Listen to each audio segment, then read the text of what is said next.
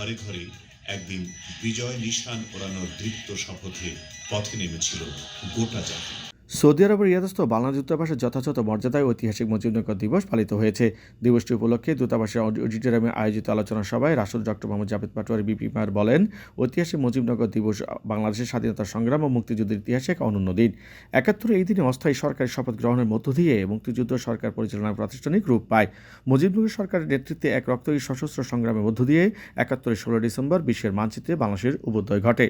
১৭ April Meherpur বৈদ্যনাথতলায় আমরা কারণে যে অস্থায়ী সরকার গঠিত হয়েছিল তা জাতির ইতিহাসে চিরস্মরণীয় হয়ে থাকবে। চরম দুঃসময় ও এক ক্রান্তিলগ্নে সেদিন গণপ্রজাতন্ত্রী বাংলাদেশ সরকারের প্রথম সরকার শপথ নিয়ে দেশবাসীকে আশার আলো দেখিয়ে ছিল এবং মহান মুক্তিযুদ্ধকে দিক নির্দেশনা প্রদান করেছিল। জাতির পিতা বঙ্গবন্ধু শেখ মুজিবুর রহমানকে সেদিন গণপ্রজাতন্ত্রী বাংলাদেশ সরকারের প্রথম রাষ্ট্রপতি ঘোষণা করা হয়। সৈয়দ নজরুল ইসলামকে উপরাষ্ট্রপতি এবং বঙ্গবন্ধুর অনুপস্থিতিতে ভারপ্রাপ্ত রাষ্ট্রপতি নির্বাচিত করা হয়। মুক্তিযুদ্ধ, মুক্তি সংগ্রামের বিভিন্ন অংশকে যদি বিশ্লেষণ করা হয়, সেখানেই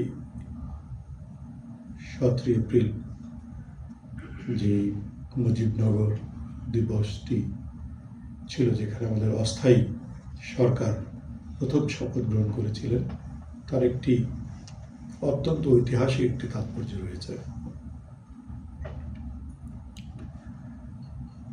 আমরা জানি এই ধরনের মুক্তি সংগ্রামে সবসময় একটি রাজনৈতিক অংশ থাকে এবং একটি হয়তো যারা যুদ্ধে নেতৃত্ব দেয় তাদের একটি অংশ থাকে। স্বাভাবিকভাবেই রাজনৈতিক যে ডিসিশনগুলো, সেটি কিন্তু এই সরকার যেটি মুজিবনগরে গঠিত হয়েছিল। দূতাবাসের কাউন্সিলর মোহাম্মদ বেলাল হোসেনের সঞ্চালনায় অনুষ্ঠানে দিবসটি উপলক্ষে প্রদত্ত রাষ্ট্রপতি প্রধানমন্ত্রীর বাণী পাঠ করা হয় এবং একটি তথ্যচিত্র প্রদর্শন করা হয়। আলোচনা শেষে জাতির পিতা বঙ্গবন্ধু শেখ মুজিবুর রহমান, জাতীয় চার নেতা, মহান মুক্তিযুদ্ধের সকল শহীদ এবং দেশ ও জাতির সমৃদ্ধি কামনা করে বিশেষ দোয়া করা হয়। মোহাম্মদ জাহাঙ্গীর আলম, মোহনা ডিজিটাল।